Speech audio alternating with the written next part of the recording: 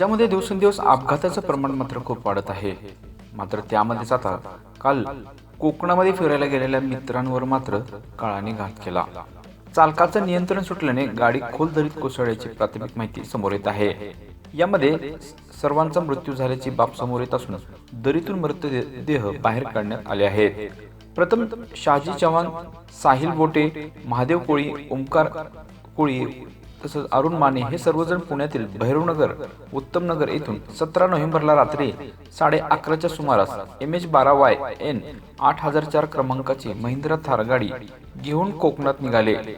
पण 3 दिवसापासून त्यांचा संपर्क होत नव्हता. सर्वांचे फोन हे बंद येत होते. त्यामुळे सर्वजण बेपत्ता असल्याने शहाजी विकास चव्हाण याने पुणे जिल्ह्यातील उत्तमनगर पोलीस ठाण्यात तक्रार नोंदवली.